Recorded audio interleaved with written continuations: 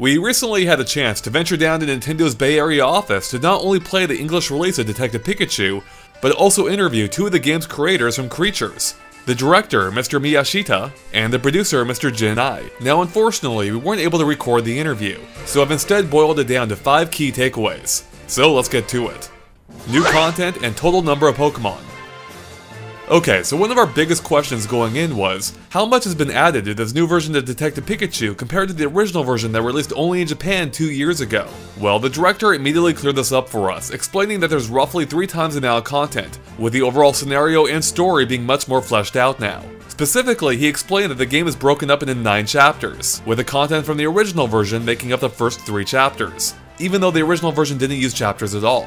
And since the developers want anyone and everyone to be able to experience the story, they've also added a new easy mode, which will give you hints and allow you to enjoy the ride without too many issues.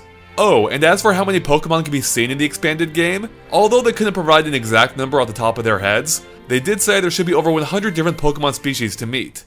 The origins of Detective Pikachu and his voice. So Detective Pikachu is a pretty wild idea for a game, and I was wondering how they came up with the idea of a talking Pikachu in the first place, and how it came to have a gruff voice. Well, the developers mentioned that when the animated TV series was first being worked on over 20 years ago, the creators of that show originally wanted to have all the Pokemon talk.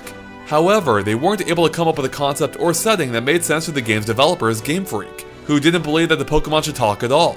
So instead, they ended up compromising somewhat by having Meowth be the only talking Pokemon.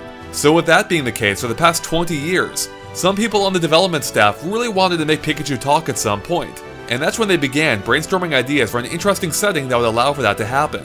And that's where the concept for the tech demo that they first showed off back in 2013 came from. And even though it's been quite a few years since that original concept, the developers explained that the underlying idea of a talking Pikachu that could express a bunch of different emotions hasn't really changed since then. It's just a lot more fleshed out now in the final game. And as for Detective Pikachu's deep, gruff voice, well, the developers just thought that having Pikachu talk like a gruff, middle-aged man would be pretty surprising, and they hope people get a kick out of it. Number 3. What sets Detective Pikachu apart? With Detective Pikachu being so different from the typical Pokemon game, I wanted to know what specifically the developers thought that players might appreciate or take away from the game. The game's producer replied that he thinks one of the more unique ideas are the interactions you can have with this Pikachu, and how it's so different from the other Pikachu you've encountered throughout the series. The director then added that as part of this, all the animations for Pikachu were motion captured, in that they actually had a performer come in and act out all the scenes, in the hope that it will make Pikachu feel a little bit closer to you than usual, and also making for a more unique experience. They believe that feeling also extends to the game's setting, with the town being more fleshed out than usual compared to the main series, and simply being a place they really just don't see in other Pokemon games. Thoughts on Detective Pikachu being turned into a movie? On the topic of Detective Pikachu becoming a movie, the developers seemed excited at the idea of seeing their game turn into a full Hollywood movie production, calling it a huge honor.